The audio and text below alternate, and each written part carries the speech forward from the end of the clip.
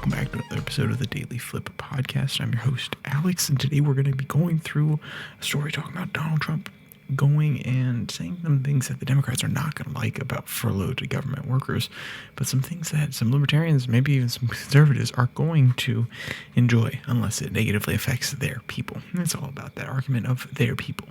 He actually explicitly addresses that, but hey, we'll get into it as we go through the story. We also want to begin today with our daily debate. So should a federal worker, we're not going to talk about general workers, a federal worker when on furlough get paid for being told legally they are not allowed to do work? Throw your opinion down in the comment section. I want to know what you have to think. You probably know what I think if you're a long-time viewer, and if you're not a long-time viewer, well, guess what? I'm going to tell you what I think here soon enough, but I want your opinion. Throw it down there in the comment section. With that, let's actually jump into the article. It comes from the New York Times. Headline reads, White House signals it may try to deny back pay to furlough federal workers. And this is not surprising. If there was any administration that was going to do it, it would definitely be the Donald Trump second administration. But the unions are not loving it whatsoever. They're really pushing back, and they want to ensure that their people will not get screwed over. And that's fair enough. That's the union's prerogative. Though the question on a fundamental level is, should you get paid for doing work? Okay. Obviously, I think you have the right to sell your labor.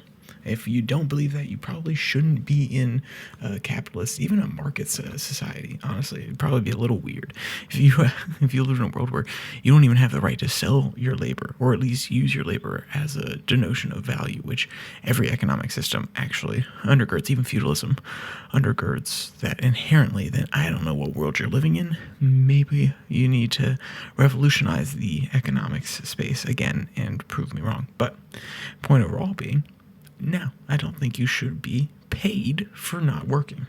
I do not believe, even if it is a mandated furlough, and I have friends who are in the government, and I mean that in working in one of the administrations, and if they stumble across this and they are angry at me for saying that, I'm so sorry. Don't really care. I care about you. I care about my friends. I care about you as people. But on the principle level, I should not, as a taxpayer, have to pay for your furlough or your not working.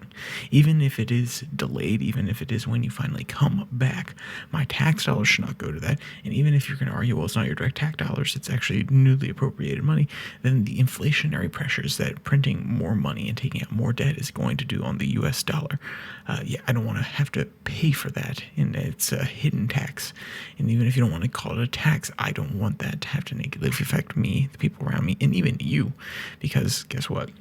In order to justify continuing to pay these larger wages and larger administrative fees, though of course they are a very small percentage of the budget, they are pressures that are upwardly pushing the debt ceiling, and therefore the taking out of debt in order to cover it temporarily and in the long term, and the printing of more money, as well as the constant idea behind economics nowadays, where you have to constantly have a 2% GDP growth in order to be a successful nation. We seem to have strayed very far from the Austrian ideals and gone really close to the Chicago School of Economics, which is 2% growth is not the worst thing in the world, which seems to be an opinion that I can't necessarily get my head around. Besides, it looks good on paper. But hey, if you have opinions, tell me about them, because maybe I'm missing something.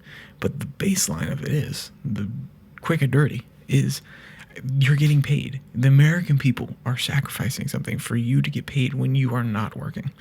On a principle level, I ask those people, should that be the case? Should you get paid for being told not to work? Maybe it's actually a lot harder to not work than I think. And let's be clear, I would hate being furloughed. I would hate not working. But if I'm legally mandated, if there's a penalty of jail time on the other side of it, yeah, you better bet that I am not going to be working. I'm going to find something else to channel my energies into. But Donald Trump seems to be on a very similar page to that, and people are not loving it. Quote, hundreds of thousands of furloughed federal workers may not automatically receive back pay once the government reopens, President Trump signaled on Tuesday, prompting renewed fears that the administration might try to circumvent federal law and maximize the pain of the shutdown. And you may be saying, well, hold on. What did he say specifically? Quote, Mr. Trump told reporters at the White House that, quote, it depends on who you're talking about, adding that there were, quote, some people that really don't deserve to be taken care of, and we'll take care of them in a different way. And this is where I was drawing that distinction between the sides. And Donald Trump very obviously coming down and saying, well, if you're one of our guys, if you're one of the politicals who's operating in the administration, or you're one of the bureaucrats who's been around and is against our ideology, against our ideas, against our mission here in this administration, then we're not gonna bring you back from furlough. And that's a very us versus them mentality on it. I'm not surprised that he does it. It is quintessential Donald Trump. Well, hey, my people are going to be fine. I'm going to take care of my people, the ones who believe in me. Anybody else, I don't know about them. I don't know about Roger Joe. Maybe Roger could get a job somewhere else. That is the quintessential Trump mentality.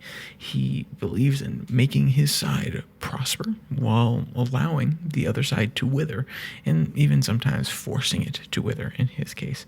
And in a principled stand, I would say don't give money to any of them. But Donald Trump, of course, is a political animal, and he wants to keep his side going. But the underlying, once again, the quick and dirty. We're going to get back down to the quick and dirty. As a president of the United States, you should have your side's wants and goals and aspirations in mind, but you should have the American people at heart all the time. I know it's not how it's framed nowadays. It's not actually how a lot of people believe politics. And as much as Obama didn't actually do it, his rhetoric is true. And maybe I'm a little bit of a sucker falling for the rhetoric too much while not actually understanding how the system works, which is you talk about being for everybody, but you benefit your people more.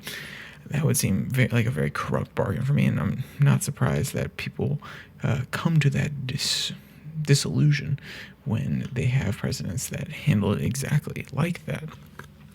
But for the sake of the American people, furlough the people, the bureaucrats, who are taking up American tax dollars, who are creating programs that are overly burdensome to the average American, the small businesses in America, the ones that give the regulations that give preferential treatment to big incumbent companies because they can afford to pay for certain inspections, or they can afford to handle or have to use special EPA filters on different processes. Get rid of these bureaucratic, I would say, octopus legs. It's probably the best way. Tentacles, you could frame it that way, that pervade the country. Chop them off, okay? And if that means you lose some of your people in it, but at the end of the day, you completely thin out the regulatory bureaucracy that acts with practical impunity and only has to put out rules statements about what the rules need to be. They have to respond to comments. They have to go back and address what people say, or at least read them and acknowledge them. That doesn't mean that they have to take those public comments when they're writing regulation, when they're posting them on any of their given websites, that they have to actually take them back to the drawing board and put them in. So, and it would be almost impossible, because then you could truly have a democratic population that would just simply bombard these regulations.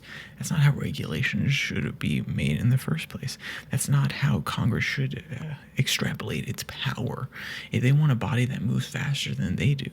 And yet the point is that you cannot simply rush through any of these decisions and abdicate your power, even as an executive. And the executive does it sometimes with these boards of committees, and they put trusted people they want on it, assuming that they're going to do what they want to do. And maybe our society is too complex. Maybe we're too far beyond the point where we can simply have accountable people on these first layers that are able to address these things. Maybe we're not smart enough.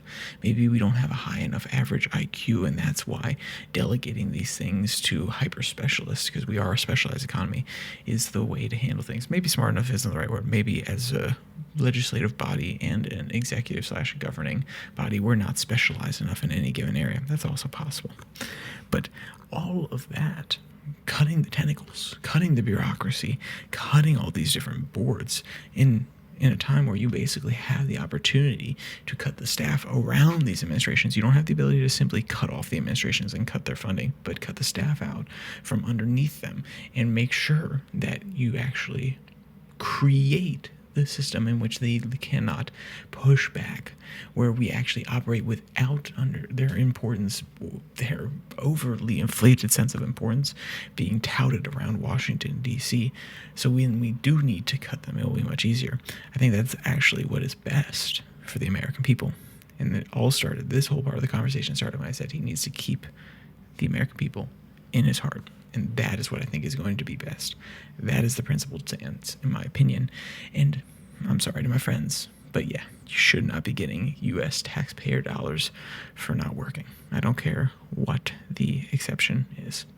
So, with all that said, if you want to read today's article, it will be linked in the description below that like and subscribe button. Also down there, you can find the podcast on Spotify, Pocket Cast, Podvine, as well as the Twitter handle at Your Daily Flip, where I post links to the podcast on Monday, Wednesday, and Friday. I also post on Tuesday and Thursday the links to 6 in 6, which is a story about 6 different news stories from across the world, from all the different continents except for Australia, Antarctica. It's meant to be quick and consumable, and if you have time, go give it a listen. So, with all that said, there's only one more thing to say: stay safe, don't die.